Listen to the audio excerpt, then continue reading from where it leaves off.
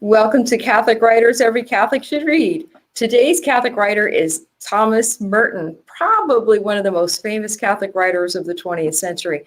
And Sister Nancy Usselmann is with us to talk about one of her favorite Catholic writers. Welcome, Sister Nancy. Thank you, Sister Anne. It's great to be with you. So I hadn't realized that you were such a big Merton fan. What brought that on?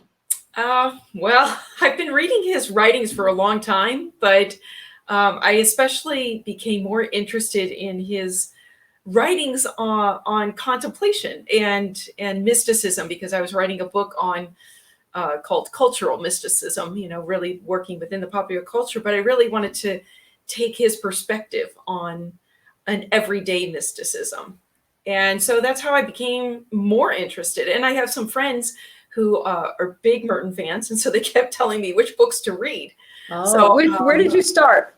So I started with, believe it or not, The New Man. It's not really, I didn't even start with a biography. I started with his writings right away on contemplation. And that was really my first book on him. But then went back and read, Seven Storey Mountain, several biographies, letters, journals, all kinds of writings. And I'm just kind of just soaking it all up.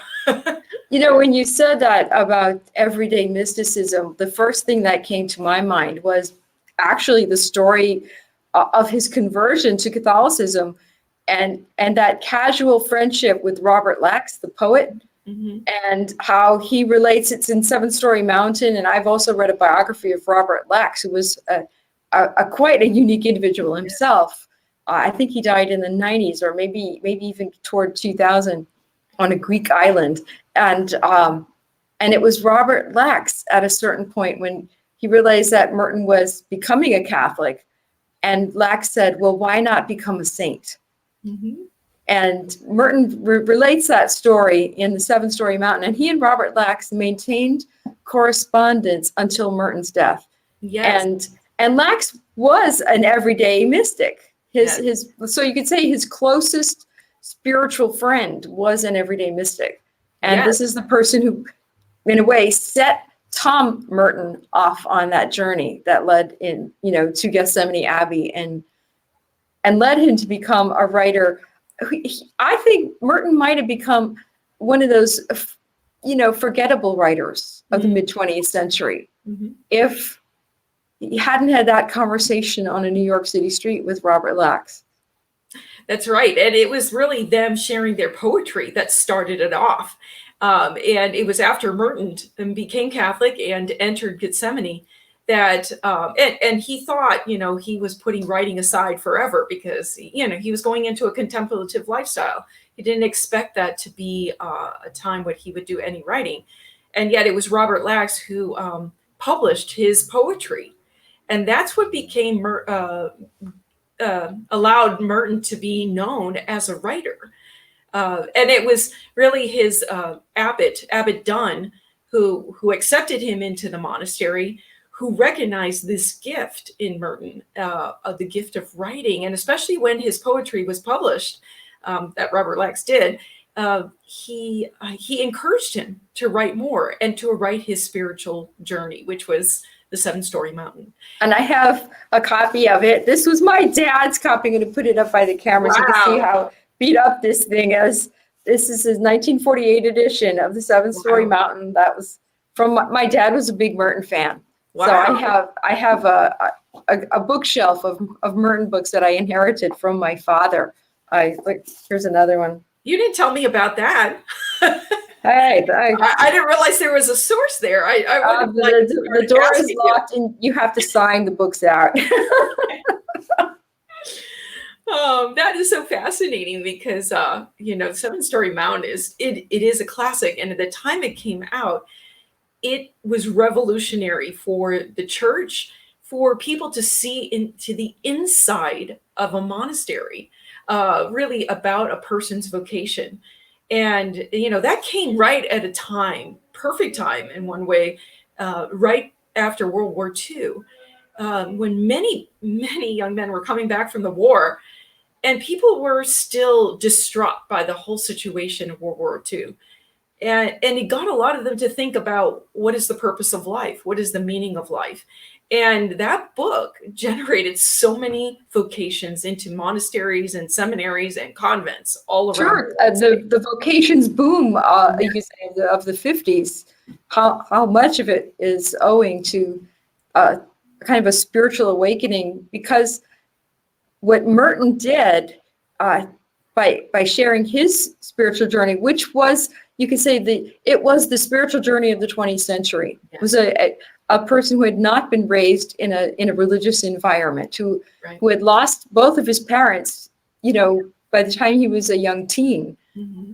And so an unmoored young person in the 20th century of all times, seeking the meaning of existence. Yes. And discovering it in the most mysterious place possible. And, publishing that story really hit a nerve in the society of the time, and continues to hit a nerve, because people are still looking. People are still, our society is still quite unmoored, and still looking for, does this life make sense?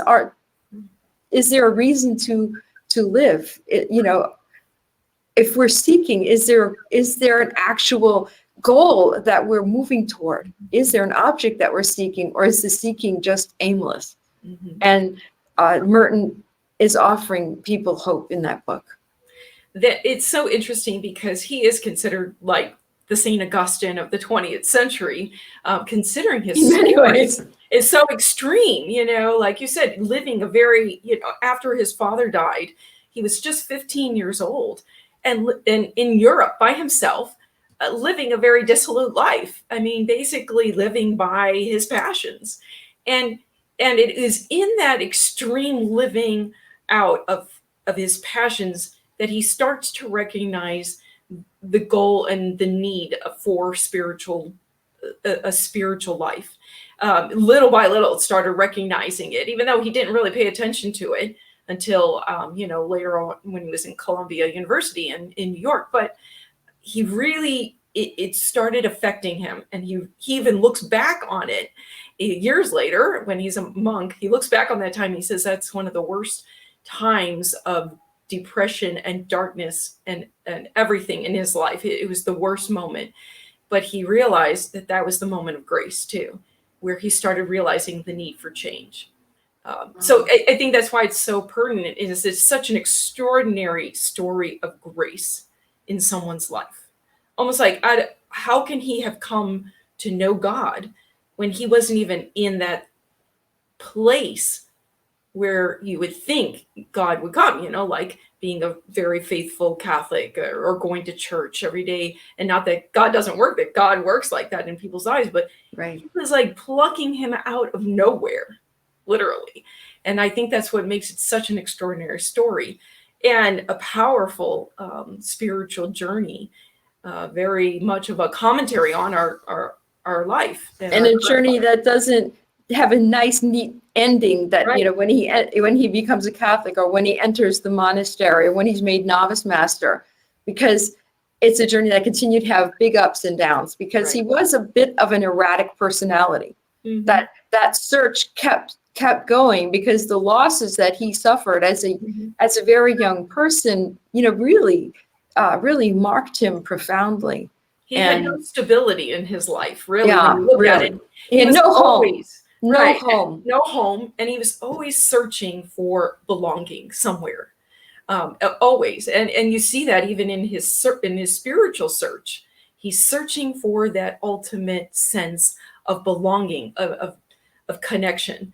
And of course, he's finding it in God, but still, that's still unsettling a moment in his life, all through his childhood, plays out even into his search for God and in solitude as a monk, because even in Gethsemane, they had a very structured life, and he was very busy, and especially because he became an author, and all of this correspondence that was coming to him. He was busy with the schedule of the monastery. Then as an author, he was receiving all this fan mail. And then later on, he became the novice master as well. He was so busy that he was desperately searching for that moment of solitude, and to the point where he's seeking an eremitical life, even within the Cistercian rule. And sometimes, that also that kind of frenetic busyness, that can also put us in a very vulnerable situation in terms of temptation. And we know that happened also to Merton, and some very regrettable things in his monastic life, things that he deeply repented of. So I think even that dreadful fall can also give us a sense of hope and grace, because our lives aren't finished at any one point until the Lord calls us from this life. And so that grace is always coming to meet us where we are. And we see that in his own life. We see this in fiction very often, the fiction of Flannery O'Connor. Oftentimes the grace comes at the most surprising and we would say the most awful, terrible moment. But that's the encounter with the mercy of God. And Merton also had that experience of an encounter with the mercy of God in his own life. And I think that's another way in which he's the everyman of the 20th century, and a good model to say, you fall and you admit your fault before God and before the church, you confess, and you renew your dedication and back into it. But he did have his journals put on hold for 25 years. Right. But right there in his journals is his confession and repentance to God. And that I think should give people so much hope. I think that's the very fact that he did struggle even after he entered the monastery. Just like anybody, you're struggling in everyday life. I think it makes him even more relatable. I mean, it makes him very human. We all struggle. We all have issues to deal with in our life, no matter if we're a priest, a religious, a lay person, no matter what, you're going to struggle in life because we're ultimately struggling with ourselves. We're struggling with, our own ego in relation to God. And how do we come to understand ourselves in relationship to God? And so I think his honesty, in one sense, in his journals, even though he probably wasn't expecting those to be published, but I think in one way, I mean, I could totally relate to some of those things, that his faults, his struggles. I totally get that. And I think that is, in one way, makes him even more relevant and more makes sanctity and holiness even more attainable for many of us, because we see those who are holy, such as him, struggle. Right. And I think also when we see the working out of it in his journal, so as a writer, you could see that was how he processed things. And, it was through words, through lots and lots of words, in some cases. So that was one thing my father said. I like Merton, but I don't always understand what he's saying. My dad was a very brilliant man, but so lots of words, but that was, it was like he was pulling these things out of himself through the words so that he could express them before God and, in a sense, find himself and give himself to God with greater clarity. And, you see that working out of it in his journals in great part.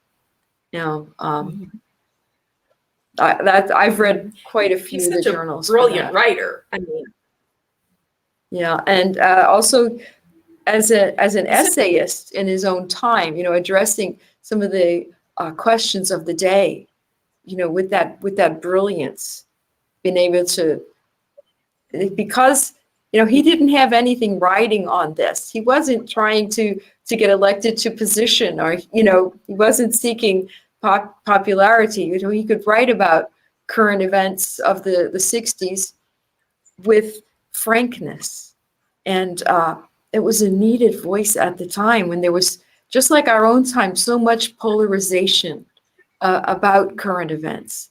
And he was one of the voices that was respected, because people knew that, no, this is Thomas Merton. he is someone who is very sincere in his search for God. He doesn't have an agenda. Right.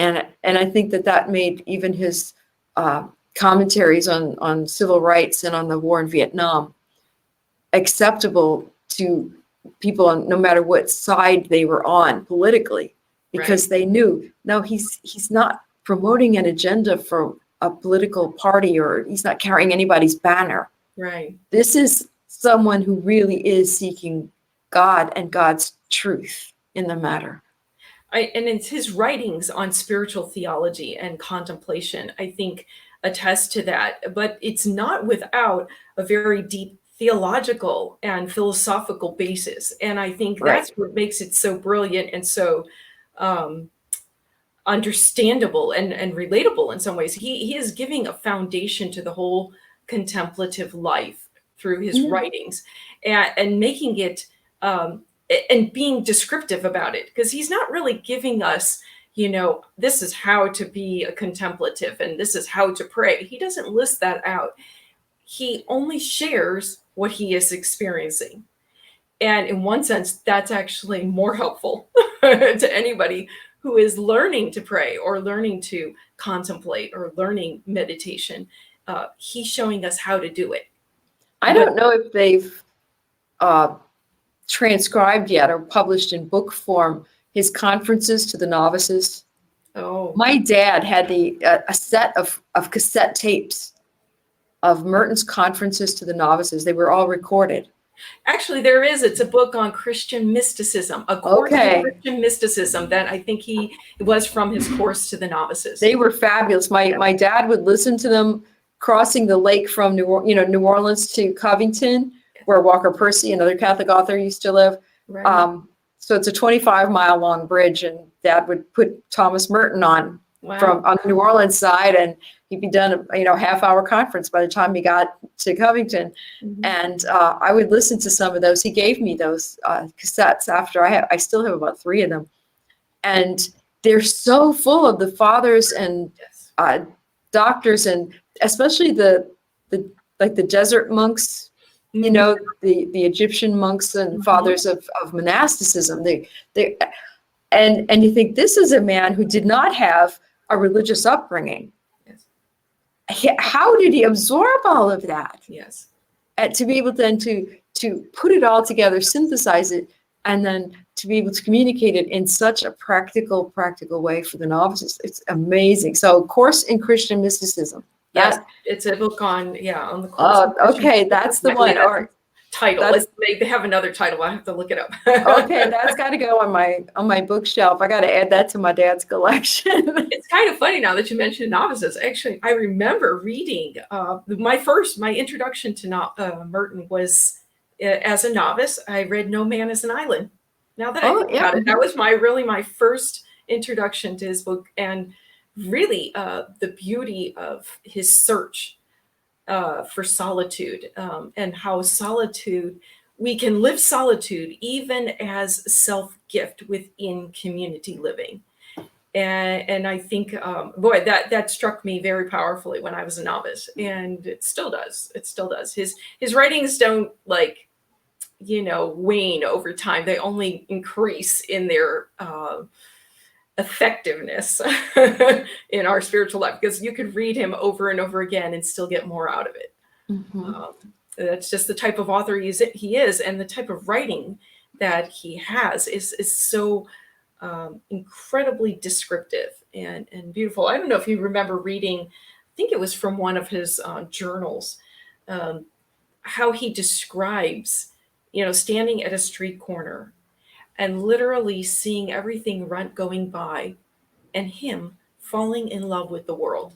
Oh, that incredible story! Yes, they have a marker on the street corner now in Louisville. I've never been to Louisville, but I am told that there is an actual historic marker on the corner of those streets, indicating that this is where Thomas, the monk, Father Louis Thomas Merton, had an experience. And they may even quote from the passage there that I loved all these people Yes. The bus is going by, and it's like a moment of transcendence, of Right. almost like participating in the contentment of God's gaze on Right. his creation, and knowing, that God saw that it was good. And it's not falling in love with the world, as we often are heard said or talked about, but it's falling in love with God through the world. Like he is seeing God in the world today. It's very Ignatian in one way, seeing God at work in the world. That's very much the same sense that we can look upon the world through the eyes of God is kind of how he's looking at it. Yeah, he also had said there's no way to tell people that they're walking around shining like diamonds. Yes. So beautiful. And that's each and every person, even, somebody I might look at and say, what a loser. Yeah. And he would say, there's no way to tell that person that they're walking around shining like a diamond, because of the presence of God in them. He got a lot of that insight about that, the living presence of God from Father Louis Massignon. And I just discovered, I feel I've got Dialogues of Silence. Oh, yes. This nice edition with his art in it. This is his art. That's so his mom and his dad were both artists. So this book is filled with his own little drawings from his own sketches. Yeah. That he did for himself. This was not meant for publication. This is just him. And I opened the book up to see, well, when was this published and stuff? And not this one. This is not this one. This one, Life and Holiness. Mm-hmm. My dad's edition, 1963. Herder and Herder. In Memoriam. Louis Massignon, 1883-1962. So he dedicates Life and Holiness to this very influential French convert who had really introduced him to this mysticism of the divine indwelling. Mm-hmm.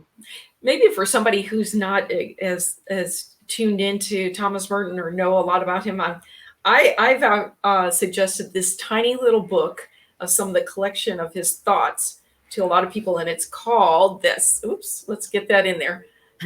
On Christian Contemplation by Thomas Merton. It's a tiny little book. Look how skinny that is.